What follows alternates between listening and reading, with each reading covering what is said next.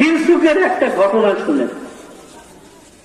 এক গ্রামের মধ্যে এক মাতবরের ছেলে স্কুলে পড়ে, আর এক দিন মজুরের ছেলেও স্কুলে পড়ে।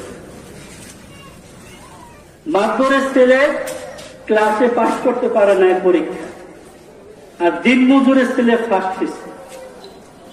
লোকজন গিয়ে বলে, মাতবর সাহেব, আপনার ছেলে তো পাস করতে পারলো না, আর দিন মজুরের ছেলে তো ফার্স্ট হয়েছে। মাতবর বলল, আরে ফার্স্ট হয়েছে দেখে কি হয়েছে, দেখবি সে মেট্রিক পাস করবে না। মেট্রিক পরীক্ষায় দিন মজুরের ছেলে ভালো রেজাল্ট করছে, আর মাতবরের ছেলে কোন রকমের রেজাল্ট করছে। মাতবর বলতেছে, আরে মেট্রিক পাস করছে দেখে কি হয়েছে, সে কলেজে ভর্তি হতে পারবো না। কলেজেও ভর্তি হয়েছে,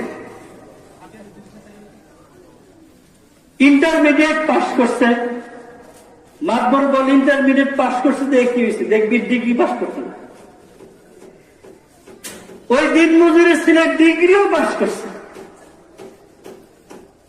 মাতবরের কাছে গেছে লোকজন, মাতবর বলে, ডিগ্রি পাস করছে দেখে কি হয়েছে, দেখবি এখনো চাকরি পাইত না। চাকরিও পাইছে। মাতবর চাকরি পাইছে দেখে কি হয়েছে, দেখবি হার কাছে কেউ মেয়ে বিয়ে দিত না। বিয়েও দিছে। মাতবরের কয়, দেখবি হার পোলাও নিত না। এই হলো হিংসুকের অবস্থা। এই লোক হিংসা করতে করতে জ্বলতেছে, আর ওই যে লোকটা দিন মজুরের ছেলে, তার কিচ্ছু হয় নাই। তার কি হয়েছে? কিচ্ছু হয় নাই।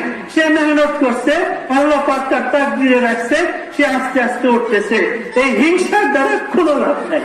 মুহতারাম ভাই, দোস্ত, যদি হিংসা মনের মধ্যে আসে, হিংসা করা যাবে না, গিফতা করা যাবে। আল্লাহ, আপনি অমুককে দিতেছেন, দেন, আমারও দেন। এটার নাম কি? গিফতা। এটা জায়েজ। قال رسول الله صلى الله عليه وسلم إياكم والحسد, তোমরা হিংসা থেকে বেঁচে থাকো। فإن الحسد يأكل الحسنات كما تأكل النار الحطب। নবীজি বলেন, শুকনা লাকড়িকে যেমন আগুন জ্বালিয়ে পুড়িয়ে একদম ভস্ম করে দেয়, ঠিক তদ্রূপ মানুষের মনের হিংসা অ্যাকাউন্টে জমা থাকা আমলগুলোকে জ্বালিয়ে পুড়িয়ে দেয়। আহা, এত কষ্ট করে নেকামল জমাইলাম, এই নেকিগুলি যদি সামান্য হিংসা দ্বারা শেষ হয়ে যায়, কি অবস্থা হবে?